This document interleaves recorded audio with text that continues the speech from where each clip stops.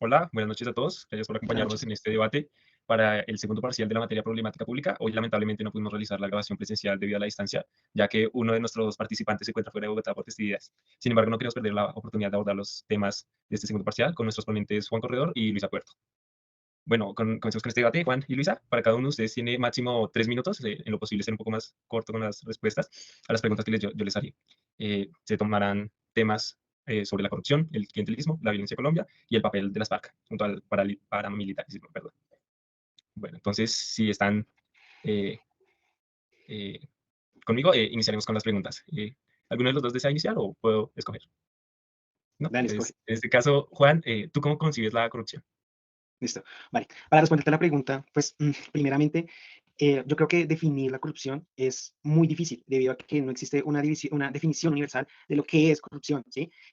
Corrupción es como una forma de comportamiento en la que se desarrolla el ser humano en múltiples dimensiones, como lo es en términos económicos, sociales, políticos, éticos, en los que no es posible abordar como tal una definición de la corrupción tan ampliamente. Pero lo que sí podríamos llegar a decir es que la corrupción no es inherente al ser humano, ya que en todas las sociedades se presenta la corrupción en el ser humano. O sea, el ser humano naturaliza la corrupción a manera de que la toma, inclusive que es como una forma de, qué sé yo, caminar, ¿sí? Comer, ¿sí? Todos la manejamos y todos nos comportamos de esa manera. Pero bueno, ya siendo más exactos de qué es la corrupción, me voy a remitir a lo que dice el texto de desarrollo con las autoras Viviana Newman y María Arango, donde ellas establecen que la corrupción como tal, ¿sí? Es la forma en la que el individuo abusa del poder para obtener un beneficio propio. Entonces, de esta manera damos el significado propio como integral de lo que es la corrupción. Y ya yéndonos como ya a lo que es nuestro espacio de la administración pública, pues las autoras recopilan varios autores, ¿no? Donde ellos definen de qué es la corrupción en el sector público. Y bueno, pues tomándolo con base en los autores, pues uno construye su propia versión, ¿no? Entonces, la corrupción, pues es la manera en la que se abusa del poder otorgado para generar beneficios propios o de terceros, atacando directamente al patrimonio de las arcas de los ciudadanos. Vale, muchísimas gracias, Juan. Ahora te haré la misma pregunta, Luisa. ¿Tú cómo concibes la corrupción? Listo, digamos que también está muy relacionado a lo que decía Juan y también me voy a pegar a lo que se hablaba en el texto de desarrollo de Newman y Arango. Entonces, teniendo en cuenta lo anterior dicho, también hay que tener en vista que la corrupción es un fenómeno multifacético y consta o se puede entender como el uso indebido de poder, ya sea en el sector público o el privado, para, digamos que, obtener un beneficio personal o para un grupo en específico en detrimento de un interés público o colectivo. Este abuso puede manifestarse a través de diferentes maneras, incluyendo, digamos, que la venta de bienes gubernamentales para beneficio personal, la desviación ilícita del interés público o la violación de las obligaciones de los decisorios para obtener un beneficio personal extraposicional. Digamos que, como decía Juan, hay muchísimos autores en esta lectura que pues conceptualizan la corrupción, pero yo llego, digamos, que a un conjunto en común. Y es que básicamente la corrupción no solo se limita a una ganancia monetaria, sino que también puede incluir otra serie de beneficios, como es el aumento de estatus o de poder. Además, hay que reconocer que la corrupción puede ser perpetrada por actores tanto públicos como privados. Y en esta parte sí me voy a remitir digamos que a una parte meramente pública o estatal, y es que básicamente estos actores tienen que tener un poder e influencia en la toma de decisiones en la administración de los bienes públicos o en las diferentes ramificaciones estatales. Digamos que ya para remitirme a la animación de la compañera Ingrid sobre corrupción, ella nos habla sobre muchas maneras en que se puede manifestar. Y ella nos decía que se puede manifestar a través de la extorsión, la apropiación indebida de bienes, el fraude, el tráfico de influencias, los conflictos de intereses, el nepotismo o la concusión. Y es que hay que también tener en cuenta que estas prácticas no solo son, Te quedan 30 digamos que, segundos. actos individuales sino, o aislados, sino que hacen parte de un fenómeno social muchísimo más complejo que afecta en el conjunto de la sociedad y lo podemos ver a través, digamos que, de la normalización de la corrupción en la cultura, en este caso colombiana. Claro, y refiriéndome pues también a lo que es la animación de las compañeras, en este caso pues que fue el invitado hablando, él categoriza el tipo de corrupción naturalizado en la sociedad colombiana, ¿sí? Las categorizan tres, que es la corrupción blanca, la corrupción gris y la corrupción negra, donde que a partir que él establece que la corrupción blanca está socialmente aceptada, ¿sí? Ese tipo de comportamientos está socialmente aceptada. La gris es que se permite la corrupción hasta cierto límite, ¿sí? Como podríamos poner el caso como, por ejemplo, que alguien se cuele dentro del sistema integrado de transporte, como Transmilenio, ¿sí? Hay algunas personas que lo toman a bien, hay otras personas que lo toman a mal. Y ya la corrupción negra, que es totalmente lo opuesto, es que absolutamente nadie la acepta, ya que afecta a un número significativo de personas.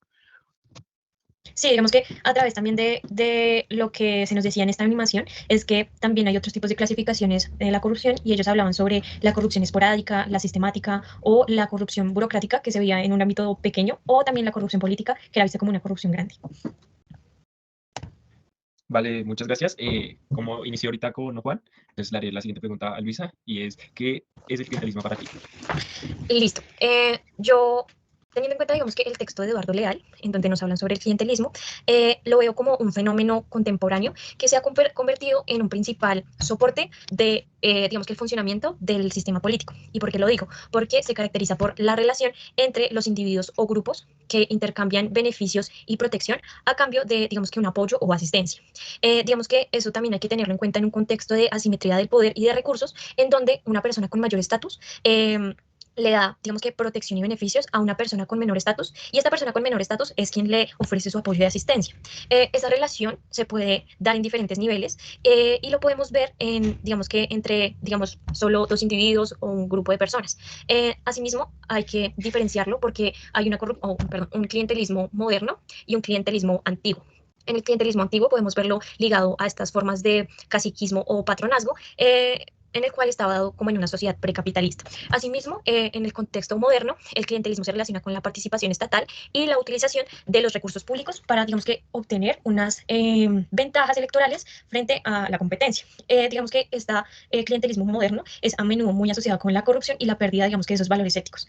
Asimismo, digamos que se ha convertido en un principal factor o medio de los partidos políticos, de estos partidos políticos tradicionales para mantener el control digamos que en el sistema político. Vale, muchísimas gracias, Luisa. Le doy la palabra a Juan. Vale, pues primeramente yo quisiera iniciar que el término de clientelismo en Colombia se empieza a estudiar desde 1974, o sea, hace poquitos años. Este término no existía en Colombia, no se estudiaba. Y por eso mismo yo me voy a remitir a la autora Laura Guerrero en su estado del arte sobre las aproximaciones del clientelismo en Colombia de 1972 al 2012, donde pues ella establece que el clientelismo ha de entenderse como el contrato personal entre dos individuos, ¿sí?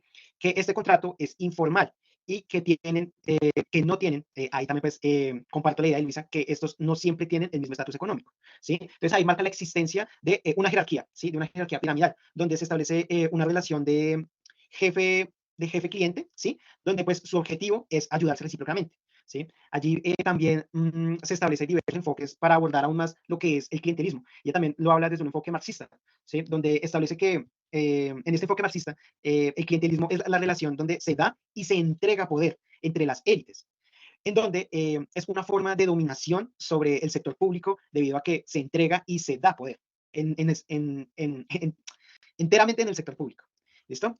Bueno, y también entendamos que esto pues alguien lo dijo en clase, pero voy a tomarlo textualmente que él lo había dicho. Él decía que el clientelismo es una forma de ascenso social para los colombianos, debido a que, pues, por ejemplo, muchas veces cuando uno quiere optar por un trabajo, pues la única manera de hacerlo es decirle a un amigo, hey, venga, usted ayúdeme a conseguir un trabajo porque no puedo, ¿sí? Entonces, ese amigo, pues usted lo recomienda, bueno, en fin, aquí se le llama como el apalancamiento, ¿sí? Para que una persona pueda escalar socialmente. Y bueno, y también ya como relacionándolo un poquito con el invitado, pues en este caso Felipe Leiva, pues establece que esta relación Tenga de, 30 de segundos. clientelismo entre dos sujetos es una amistad instrumentalizada desigual, donde no existe igualdad y es lo que están diciendo las autoras, que no existe una igualdad en términos económicos o sociales, ¿sí? Yo siempre voy a estar, si yo pido el favor, siempre voy a estar doblegado ante alguien más, ¿sí? Y esos beneficios tampoco entiéndase como más allá del dinero, pueden ser políticos, sociales, entre otras más. Sí, digamos que para complementar lo que decía Juan, del invitado en esta animación sobre clientelismo, él hablaba de que el clientelismo hace parte de esos ismos, que es básicamente esas formas de concebir la realidad. Y es muy interesante relacionarlo porque ver, digamos que esa normalización de los favores a cambio de algo en el ámbito estatal digamos que otra problemática que lleva a ese crecimiento de la corrupción y, digamos que daño al detrimento estatal.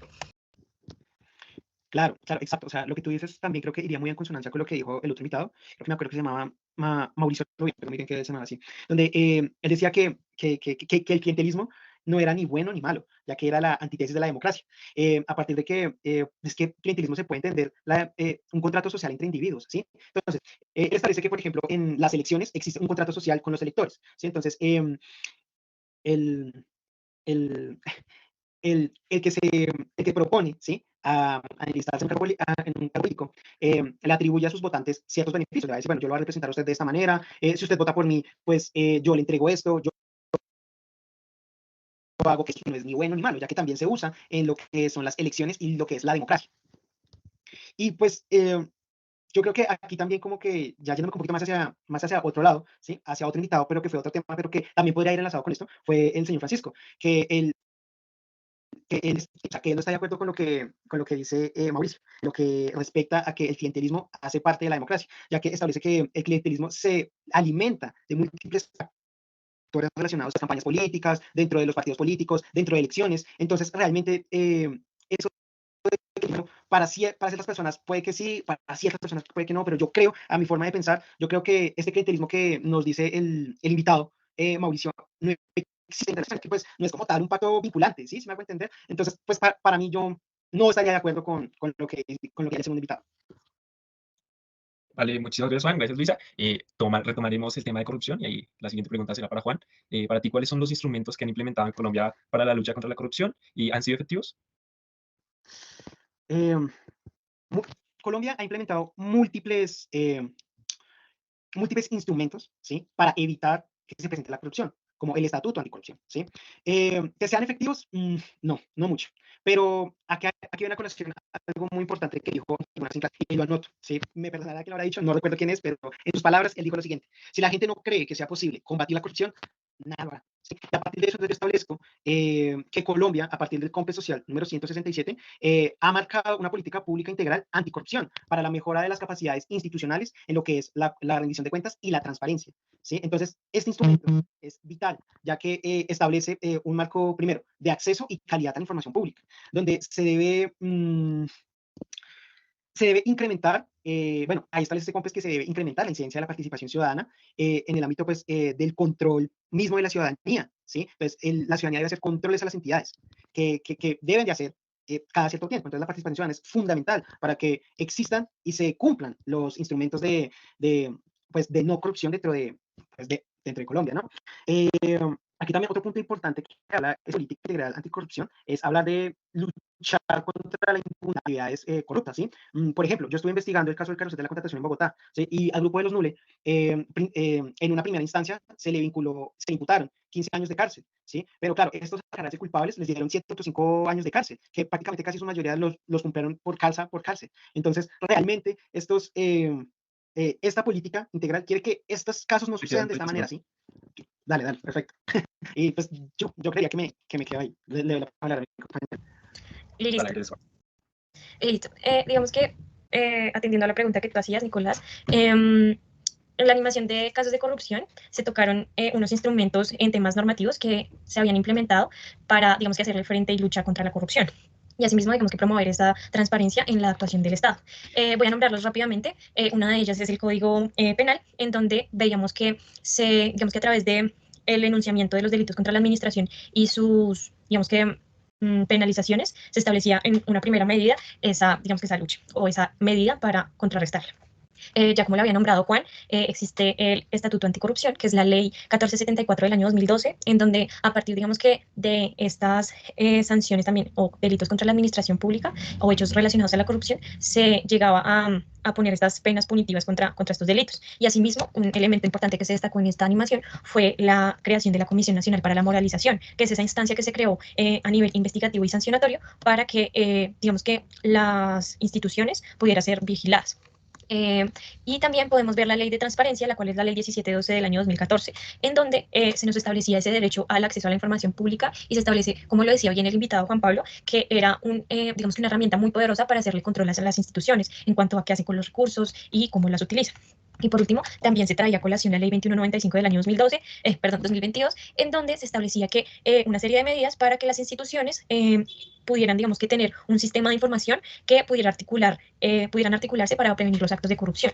Digamos que en ese sentido, decir si son efectivas o no está de más, porque hemos visto que los actos de corrupción día tras día corren o se acrecentan en gran medida.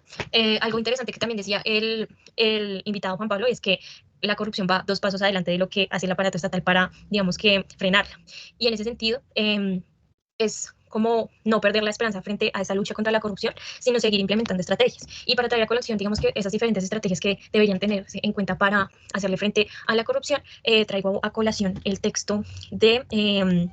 un momento, el texto de Fedesarrollo, ¿sí? De Newman y Arango, en donde nos decían, voy a nombrarlas rápidamente, que una lista para combatir la corrupción es el ámbito político y electoral, y allí nos daban una serie de recomendaciones que era establecer, digamos que un régimen legal para las entidades o los partidos políticos para que estos fueran vistos como entidades de carácter público y se les pudiera hacer, digamos que una mayor trazabilidad en aspectos para control. Otro de ellos era establecer o considerar un sistema de financiamiento mixto para que los partidos políticos y los candidatos no tuvieran que depender mucho del sector privado, pues ya conocemos que ahí se da como esta clase de clientelismo, donde pues tú me das, pero tú me debes algo y pues a partir de eso es que se coopta el aparato estatal. Y asimismo se da una recomendación en donde tanto los candidatos como los partidos y movimientos sociales tengan la obligación de cumplir con, digamos que declarar qué es lo que hacen con los dineros que le entran y de dónde le entran.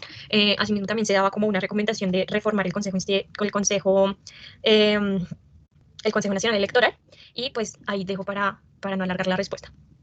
Ok, algo, y perdóname, te interrumpo, algo muy interesante que encontramos en este marco legal, ¿sí? Es que en ninguna parte existe el delito tipificado como corrupción. Existe el delito tipificado como delitos contra la administración pública, pero no existe un delito denominado corrupción en ningún marco legal. Entonces, es interesante traer a colación eso porque realmente nos da perspectivas de que, o sea, de qué manera Colombia es que está manejando la corrupción y de qué manera es que la está castigando, ¿sí? Y algo pues también que trae a colación del invitado Juan Pablo es que él nos dice que si bien existe este marco legal, a las instituciones les ponen, más bien, las instituciones ponen trabas enormes a la transparencia, que estas no les gusta entregar información de sus procesos ni de sus procedimientos, y esto pues impone una barrera a que la información no se entregue de la manera eficaz y eficiente hacia los ciudadanos para que estos puedan hacer control, ¿sí? De alguna u otra manera. Y también él decía que existen muchas leyes contra la corrupción, pero muy poco efectivas en su actuar. Vale, gracias Juan, gracias Luisa. Siguiendo el mismo tema, esta pregunta será para Luisa. ¿La corrupción influye en la violencia o viceversa? Por favor, tu perspectiva. Listo. Yo creo que influye de manera bidireccional, ¿sí? Es como una relación ahí medio simbiótica. ¿Por qué lo digo? Porque en Colombia la violencia se dio en un principio, digamos que por esa falta de acompañamiento estatal en los territorios, ¿sí? Y esto comenzó a generar, digamos que una bola de nieve donde se comenzaron a tergiversar las normas y las reglas de juego hasta llegar a un punto pues, de violencia extrema como lo hemos visto y como vamos a introducir muchísimo más adelante. Y digamos que, por otro lado, la corrupción también es alimentada por esa violencia porque podemos ver que en la historia de Colombia grupos armados e ilegales se han infiltrado en el aparato estatal y en las decisiones que se han tomado a través de los gobiernos. Podemos ver el caso en donde Pablo Escobar fue elegido electoralmente o el proceso 8000 en donde grupos narcotraficantes influyeron en las elecciones y para mí por eso es que se influyen de manera como direccional o es como un proceso simbiótico. Vale, gracias Luisa. Juan, para ti la misma pregunta. Para mí, evidentemente, la corrupción sí influye en la violencia, debido a que la corrupción crea unas asimetrías a niveles sociales y económicos, creando esas asimetrías lo que es el descontento y el resentimiento social hacia esas instituciones públicas, ¿sí? Entonces, ese resentimiento en la población, esa desigualdad, esas asimetrías que crea la corrupción, hacen que actores armados, que grupos se conformen grupos armados, como ya como más adelante hablaremos, como lo fue las FARC, PL, el M-19, muchas guerrillas que existieron a partir de que se crearon esas asimetrías sociales y económicas, ¿sí? En un primer punto, ¿sí? Y yo también diría que a partir de que la corrupción crea ese descontento social, crea esos lineamientos de que ahora la sociedad no cree en las instituciones, pues, y claro, al no creer en las instituciones no se cree en la democracia, ¿sí? Entonces, al no creer en esas cosas, pues no se puede entablar algún tipo de conversaciones para que no lleguen a tal punto de violencia, ¿sí? Entonces, de esta manera, pues, creo yo que la corrupción genera esa incapacidad institucional para que se atiendan a la población y que crea una deslegitimación del Estado por parte de la sociedad. Es que, digamos, ¿cómo puede confiar en las instituciones existiendo corrupción dentro de las mismas? ¿Sí? Tenemos, por ejemplo, en la administración de justicia, las personas no creen en la justicia debido a que pues, han existido casos de corrupción como el de la toga, ¿sí? Donde pues, grandes jueces y magistrados dictaban sentencias a favor de criminales. Entonces, pues, no le resta más a la sociedad que crear ese resentimiento de que no hay justicia, ahora hay que pasar por propia cuenta para garantizar esa justicia, que no existe. Yo creo que...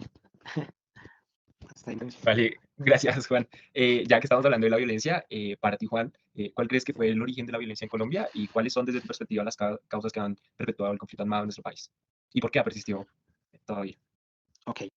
Para establecer como un punto histórico en el cual se da origen a las FARC, yo me remito personalmente a hablar de Daniel Picot en su escrito Las FARC, fuentes de longevidad y de la conservación de su cohesión, ¿sí? Donde él establece el origen de la violencia, ¿no? Entonces la sitúa a partir del conflicto entre los liberales y los conservadores, ¿no? Donde ambos pues, partidos querían llegar al poder de alguna manera, ¿sí? En esa época, pues más que todo en el campo, estaba donde los colombianos nos matábamos por una representación conservadora o liberal, ¿sí? Pero todo eso proveniente de los mismos partidos políticos. Entonces, desde ese periodo de violencia, del bipartidismo, Daniel, ¿sí? Establece que es el origen propio de la violencia en Colombia. Pero pues también tengamos en cuenta que siempre ha sido un país violento, ¿sí? Desde el proceso de su independencia, de organización, incluso como tenemos ahora en el bipartidismo, en cuestión del narcotráfico, ¿sí? Entonces todos esos problemas vienen siendo ya de muchos años atrás, ¿sí? Entonces yo creo que para la violencia, en ese sentido de que origen a las FARC, sí se establece en este punto de partida del bipartidismo. Y ya a partir de eso, luego de la violencia, ¿sí? Daniel establece que existen unas desigualdades en la repartición de tierras, ¿sí? Y que los campesinos querían que eso cambiara, ¿sí? Para una mejor repartición de la tierra. Entonces, pues, estas comunidades populares del campo, con influencias e ideales comunistas, en los 30 más o menos establece el autor, empieza a darse el origen de las FARC, ¿sí? Entonces, como, o sea, pasa una cadena, ¿sí? Del bipartidismo salimos de esa violencia para entrar en otra violencia debido a que, pues, ciertas sí, como ciertas partes de la sociedad han sido marginadas. Entonces, quieren de alguna manera participar para que eso no ocurra, ¿sí? Y pues el origen de las FARC nuevamente está dado por la violencia, porque en el 64 eh, el Estado manda un ataque hacia las autodefensas campesinas marginales, ¿sí? Entonces, muchos militares pues, fueron asesinados, fueron desalojados del lugar, ¿sí? Entonces, desde aquí se puede observar cómo es que ha habido siempre un proceso de represión contra aquellos que quieren cambiar algo de alguna u otra manera. Vale, muchísimas gracias, Juan. Muy interesante tu punto. Por favor, Luisa, te remites a la misma pregunta. Listo. Digamos que también me voy a remitir a Daniel Pecot a través del texto de Pizarro, en donde él digamos que hace todo este análisis del origen y las causas del conflicto armado. Y es muy interesante porque allí nos dice que el comienzo digamos que de la violencia en Colombia podría remitirse a finales de los años 40 del siglo pasado. Y nos dice que Colombia antes de ese periodo se diferenciaba por, digamos que, unos rasgos específicos a comparación de América Latina. Uno de ellos era el civilismo y era básicamente esta, digamos que, predominio de las élites económicas y sociales en las instituciones militares y también políticas. Y digamos que también otro factor fue la precariedad de una simbología nacional, ¿sí? Digamos que debido a esa fragmentación del territorio, tanto cultural como social y políticamente. Digamos que también, asimismo, a finales de los años 40, otro, digamos que, episodio que sumergió aún más a Colombia en la violencia fue, digamos que, el aumento en los homicidios y porque yo lo traigo a colación, porque podemos referenciarlo debido a la muerte de un actor importante en esa época que fue Gaitán. Esto llevó a que la seguridad y convivencia en el país se deteriorara significativamente. Y también, asimismo, produjo que emergeran estos grupos guerrilleros como contraposición de esas desigualdades que se venían gestando desde incluso la presidencia de López Pumarejo a través de su reforma fallida agraria. Y otros factores que podemos ver en documentos como el informe sobre la verdad, no recuerdo cuál es, creo que es el segundo, en donde nos hablan sobre el origen antes del conflicto armado, ¿sí? Y asimismo, digamos que esta emergencia de estos grupos guerrilleros generaron también o se generaron también en un ambiente en donde América Latina también estaban emergiendo estos grupos de guerrilleros. Voy a hablar de eso muy rápido porque ya solo me quedan 30 segundos, pero básicamente los factores por los cuales digamos que ese conflicto ha persistido, los voy a nombrar rápidamente. Uno es por la persistencia de ese conflicto en cuestiones agrarias y esto se debe a la desigualdad en la tenencia de la tierra. Otro de ellos es la expansión del narcotráfico, lo cual ha ampliado digamos que estas aristas de la violencia y la corrupción. Otro es la fragmentación institucional y territorial en Colombia y es que básicamente muchos grupos guerrilleros tomaron digamos que el papel del Estado en muchos territorios donde el Estado no cumplía bien su papel. Y asimismo digamos que se dio la persistencia de este conflicto por el nacimiento de grupos paramilitares que básicamente lo que querían era una provisión privada de seguridad. Y asimismo, otro factor que ha perpetuado el conflicto armado en Colombia es el uso de prácticas como el secuestro y la extorsión, que se utilizaban por parte de los grupos tanto guerrilleros como paramilitares para tanto fines financieros como el aumento de la violencia. Y otro factor, ya para finalizar, es la desigualdad como dije anteriormente, en la tenencia de la tierra, porque vemos que quienes tienen mucho más poder económico, casualmente también tienen muchísimo territorio en los diferentes ámbitos del país. Y esa es mi respuesta. Yo también quisiera como enfatizar otro factor, ¿sí? Donde se persiste el conflicto, así como la existencia de actores que no quieren la paz, ¿sí? Como se visto por la paz, definitivamente ganó el no. Ahí demuestra que existen actores políticos que no quieren que se cambie el estado quo de las cosas, ¿sí? ¿Por qué? Porque al querer la paz se acaban muchas cosas que actores al margen de la ley que están inmersos en la política no quieren que cambie, ¿sí? Y no importa si es a costillas de que miles de personas mueran, de que miles de personas sean secuestradas, o sea, eso no importa con fin de lograr sus objetivos claros, que se mantenga y que persista su poder en el ámbito político. Vale, muchas gracias. Ya que los dos tocaron el conflicto de las FARC, para Luisa, ¿cuáles fueron las estrategias usadas por estos para su fortalecimiento y por qué terminaron debilitándose y accediendo a una negociación con el gobierno? Listo. Digamos que las estrategias utilizadas por las FARC para su fortalecimiento se pueden resumir en varias. Una de ellas es muy interesante y lo tocamos en clase y era que las FARC tenía un plan estratégico para la toma del poder. Ellos se enfocaron en desarrollar con el objetivo de tomar, digamos que el poder en Colombia. Ellos tenían objetivos a largo plazo, a corto plazo y como decían en clase, se podía ver como una institución, o sea, creo que Edgar lo decía, y era que si no tuviéramos en cuenta que las FARC es un grupo ilegal, y si leemos su plan estratégico podemos compararlo con alguna otra institución pública.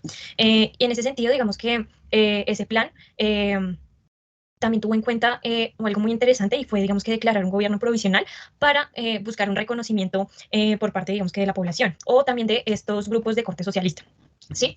Otro, digamos que factor que llevó a su crecimiento y fortalecimiento fue el involucramiento en la producción y comercialización de la pasta de coca. Y allí podemos ver es que esto sirvió para financiar sus operaciones y asimismo las FARC se involucraron muchísimo más en digamos que en este negocio. Lo que, digamos que resultó en grandes recaudos de dinero para pues, su operalización. Otro fue, digamos que la construcción de un nuevo poder popular. Y en ese sentido me refiero a que en zonas rurales las FARC buscaba construir un nuevo poder en cuanto a, digamos que, organización de asambleas populares o juntas de acción comunal en los niveles municipales. Esto, digamos que con un propósito de poder solucionar los problemas en estas regiones o en estos territorios. Y lo hacían a través, digamos que, de administrar o intervenir en las elecciones también. Allí podemos evidenciar que el abandono estatal era muy evidente, pues porque para que las FARC cumpliera, digamos que un papel administrador en cuanto a la solución de las problemáticas territoriales, también era un problema, digamos que latente. Otro factor que yo traigo a colación es la incidencia digamos que del poder local y regional. Y es que tras la constitución del 1991, si no estoy mal, las FARC buscó incidir digamos que en estos destinos políticos y locales a través, digamos que de inversiones, de contrataciones, asimismo vigilaban y controlaban las autoridades municipales. Y esto también, digamos que tenía fines militares para, digamos que, asegurar estos frentes guerrilleros que tenían en muchos puntos del territorio. Asimismo, digamos que, fortalecimiento de las FARC fue una recuperación de esa actividad armada que ellos llevaban a cabo. Porque si bien, digamos que, tuvieron problemas al enfrentar, digamos que, esa desmoralización y dificultades para obtener armas, las FARC no, digamos que, no pereció frente a esto, sino que buscaron recuperar esa actividad armada teniendo como resultado la toma de nuevos frentes a través del territorio colombiano. Y asimismo, esto también, digamos que, debilitó en cierta medida a las fuerzas militares de Colombia. Ella. Vale, gracias, Luisa. Juan, retomando el mismo tema contigo. Vale.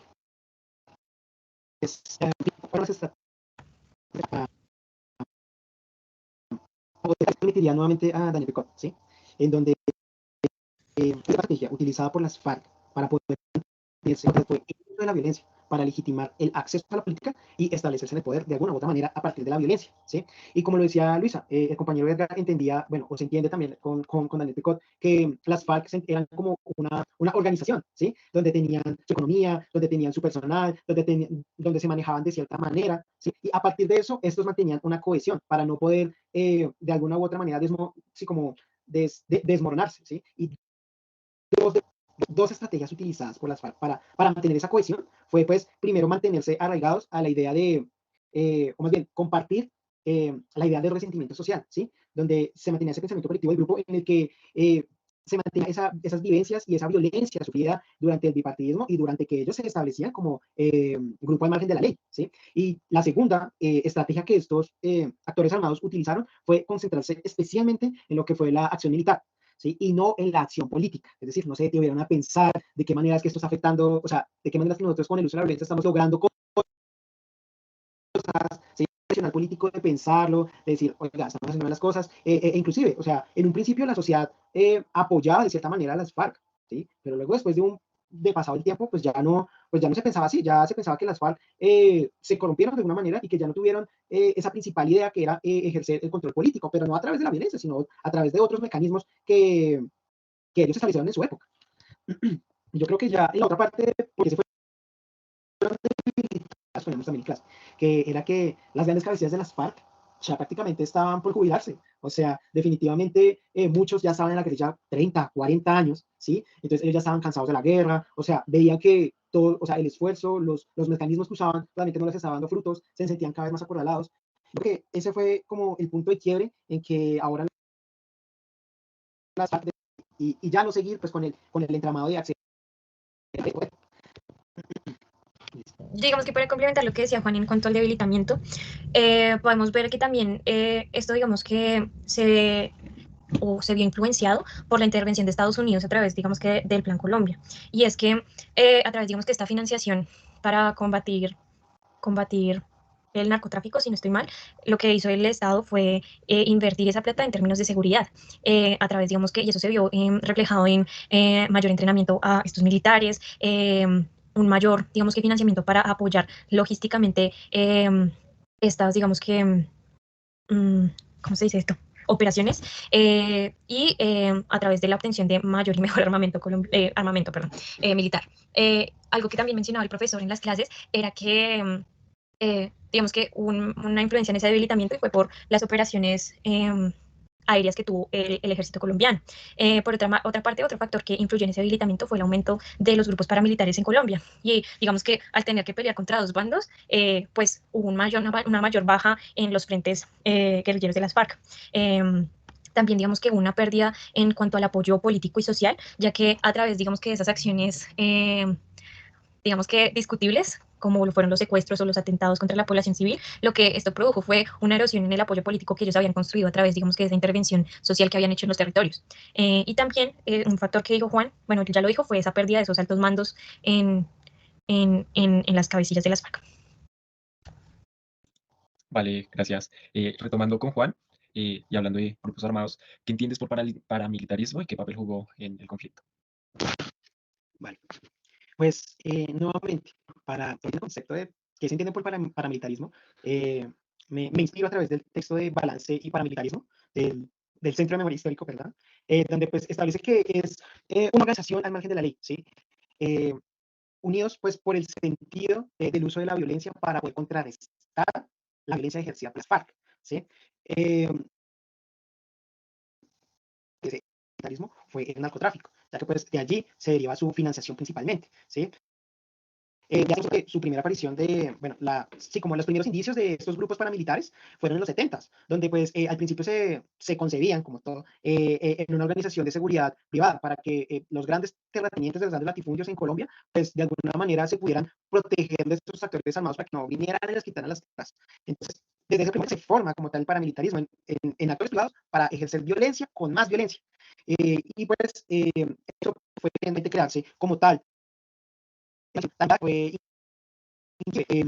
financiada por los narcotraficantes y por el Estado, con los grupos de las Convivir, de las AUC. Entonces, de allí parte principalmente el paramilitarismo, un curso sí, de actores armados, otro actor armado que respuesta da a ese conflicto que tenía el Estado con el Estado por vetar, ya que pues hubo en algún momento en que ya el ejército estaba peleando contra las FARC, entonces se dio, o sea, el paramilitarismo dio como ese vuelco a la guerra nuevamente, pero también trajo un montón de problemas. Uno al principio dice, bueno, o sea, pudo que haya ayudado que no sea más FARC, pero pues estos grupos tenían otros intereses, ¿sí? Hay algo muy interesante que decía el invitado. Las FARC primeramente tenían una visión, una cosmovisión social, ¿sí? De ayudar al otro.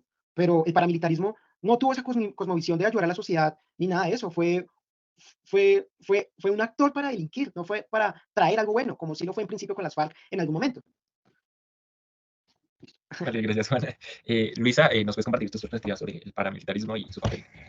Listo, yo digamos que todo ese análisis que voy a hacer a continuación, pues lo hice a partir del texto de Claudia López, en donde nos decían que el concepto de paramilitarismo en Colombia puede ser entendido como digamos que una visión compleja entre la interacción de diversos grupos armados no estatales y una política informal, donde digamos que estos grupos ejercían una influencia sobre el comportamiento electoral y las políticas públicas. Digamos que para complementar lo que decía Juan, sí, digamos que comparto esa visión donde decía que, bueno, los guerrilleros tenían una visión un poco más comunitaria y digamos que unas razones más comunitarias del por qué estar peleando digamos que en términos coloquiales, pero los paramilitares respondían a unos intereses muy particulares y era básicamente una defensa de lo particular y de sus tierras y de sus bienes. Digamos que en ese contexto democrático se desarrolló el paramilitarismo, en donde llegó un punto de avance y de, digamos que, fortalecimiento de estos grupos, en donde llegaron incluso hasta a incidir en el comportamiento electoral de los ciudadanos, ya que, pues, si bien estaban aliados con estas políticos, como con esa parte política informal, incidían, pues, como ya bien dije, en ese comportamiento, y lo que tenía como resultado era como reducir los incentivos políticos que favorecían para eliminar a la competencia. Asimismo, se daba, digamos que estos grupos armados, como ya lo dijo Juan, digamos que en las autodefensas unidas de Colombia, las AUC, en donde ellos fueron capaces de persistir e insistir en la medida de asegurar votos para estos políticos para quienes trabajaban. Y digamos que asimismo resultar en un apoyo implícito o explícito para que estos políticos hicieran las reglas a favor de los paramilitares. Digamos que ese fenómeno se refleja en la presencia de paramilitares con el surgimiento de partidos políticos no tradicionales, y asimismo se da una gran concentración en votos de elecciones legislativas, como un fuerte apoyo en los políticos como lo fue el expresidente Álvaro Uribe, cuyas políticas se alineaban con las preferencias de los paramilitares a través de su lema de seguridad democrática. Entonces, en ese sentido, el paramilitarismo también se relaciona con esta heterogeneidad territorial y la distribución desigual de las instituciones y prácticas democráticas en Colombia. Como ya lo había mencionado anteriormente en el nacimiento del conflicto y de la violencia, digamos que al no haber una fuerte institucionalidad en los territorios, esas estrategias se facilitaron muchísimo más con el nacimiento del paramilitarismo en la cooptación ilegal de los territorios. Entonces, ese paramilitarismo se fortaleció muchísimo más con las alianzas con narcotraficantes y muchos grupos armados ilegales. Entonces, se dio como una respuesta, o se dio como un efecto no deseado de esa apertura en el sistema político, ya que digamos que a través de esa apertura fue que, como mencioné anteriormente, grupos ilegales se penetraron en el sistema político y en el apoyo a ciertos políticos que ya mencioné. Entonces, en ese sentido, se dio como una suma a ese conflicto armado en donde aparece un actor paraestatal que genera una presión a ese monopolio de la fuerza en ciertas regiones del país. Vale, gracias, Luisa. Ya para terminar, nos queda la última preguntita. Como en la primera empezó Juan, es la área Luisa, y es: en el acuerdo de paz del 2016 se han definido puntos fundamentales que deben ser cumplidos para alcanzar la reconciliación dicha. ¿Cuáles son estos puntos y han sido resueltos de manera satisfactoria? Además, ¿qué perspectivas se presentan con la firma de paz en el futuro?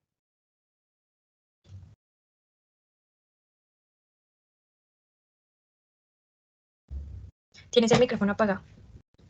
¿Sí nos escuchas, Juan? No, Luisa. Luisa va a era para iniciar. ti. Disculpen, perdón. Yo estaba diciendo, perdón. Bueno, para tener en cuenta esto, pues se leyó el informe que el profesor nos compartió a través, pues, de Teams, en donde nos hablaban de esos puntos del acuerdo de paz del 2016. Voy a nombrarlos, sin embargo, voy a ahondar en un punto en específico que ya nombraré. Y pues bueno, comenzando, esos puntos que se tocaron en el acuerdo de paz, que fueron fundamentales como para llevar a cabo esa reconciliación entre las FARC y el gobierno y su desmovilización, fue uno, la reforma rural integral. Como bien lo nombramos, uno de los factores que influyó en el conflicto armado fue la tenencia desigual de la tierra, la cual, digamos, que se dio a partir de incluso inicios de la historia de Colombia, pero digamos que se exponenció muchísimo más con las reformas fallidas del gobierno de López Pumarejo. Asimismo, otro punto fundamental fue la apertura democrática, también el fin del conflicto armado, la solución del problema de las drogas ilícitas, si no estoy mal. También el punto que voy a ahondar es el punto de víctimas y justicia transicional. Y por último, si no estoy mal, se dio el punto 6, que fue la implementación, verificación y refrendación. Entonces, para ahondar en el punto que les dije de víctimas y justicia, bueno, digamos que en el informe nos decían que ese proceso de justicia transicional en Colombia, digamos que particularmente en lo que respecta a las víctimas y la implementación de los acuerdos de paz, ha enfrentado una serie de desafíos significativos y se ha podido decir que pues avanza de alguna manera satisfactoriamente. ¿Por qué lo digo de alguna manera satisfactorio? Y es que si bien se ha avanzado, como lo voy a decir ahorita en unos factores, se ha hecho de una manera muy lenta. Y pues también hay que reconocer que hay áreas críticas que requieren atención y mejora para desarrollar esos puntos específicos. Entonces allí nos nombraban en el informe que este punto de la justicia transicional y de víctimas se llevaba a cabo a través de una serie de factores. Uno de ellos era la restitución de tierras, en donde nos decía que el proceso ha enfrentado una serie de barreras y retrasos administrativos porque pues se ha dificultado, digamos, que esa restitución efectiva en la repartición de tierras a las víctimas. Otro de ellos fue la participación de las víctimas y digamos que allí, en este informe, resalta la necesidad de garantizar la participación de las víctimas en las decisiones sobre su reparación integral. También se nos habla sobre la reparación colectiva y allí nos habla que solo el 6,1% de los sujetos de reparación colectiva ha completado la implementación en el plan integral, con un avance aún menor para, digamos, que los sujetos étnicos. Entonces eso, por eso digo que hay unos puntos críticos que hay que, digamos, que tenerle mayor atención. También a través, digamos, que de esta justicia transicional se puede ver la instalación de la Jurisdicción Especial para la Paz, porque aunque si bien se han abierto 7 microcasos, el avance en algunos procesos ha sido nulo o lento. Asimismo, creo que hasta el año pasado la JEP comenzó a hacer estos procesos de juzgamiento y podemos ver que se da, digamos, que una justicia lenta y si bien ya el conflicto armado ha durado muchísimo, imagínense esa reparación, cómo puede ser de doliente para las víctimas. Asimismo, la rehabilitación social no se ha expedido en el informe que nos dieron, que el profesor nos compartió, nos decía que el Ministerio de Salud no había expedido un decreto para crear el Plan Nacional de Rehabilitación Psicosocial, que pues es un componente, digamos, que para mí vital, para, digamos, que esta no repetición de las violencias. Y por último, también nos hablaban sobre la búsqueda de personas desaparecidas y allí nos decían que esta unidad de búsqueda de personas desaparecidas ha hecho avances, pero digamos que está esa necesidad de fortalecer la capacidad para esa identificación de cuerpos y la articulación interinstitucional en esa búsqueda para que sea mucho más eficiente y asimismo se repare de manera integral a las víctimas. Vale, gracias Luisa y terminamos contigo, Juan. Ya los puntos que están mencionados, porque la compañera Luisa pues destacó los puntos que se establecen en el acuerdo de paz, como hace en el informe hacia dónde va el acuerdo de paz. ¿Sí? Yo me voy a detener exclusivamente en el primer punto, que es el punto fundamental y el por qué se dio el conflicto armado en Colombia, que es la redistribución de la tierra, en la cual este primer forma rural integral que busca sentar las bases de la transformación de la tierra, además de democratizar y democratizar a las tierras que de alguna u otra manera se les fueron quitadas a las víctimas o que se les fueron denegadas. Este primer punto busca, se espera entregar, ¿sí? 3 el 26, donde se espera que en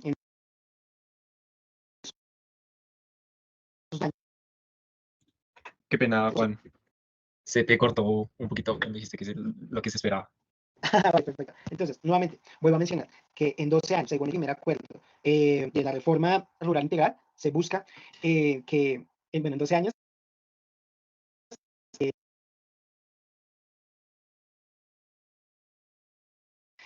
a partir de que el acuerdo establecerá eso en ciertos periodos de tiempo, ¿sí?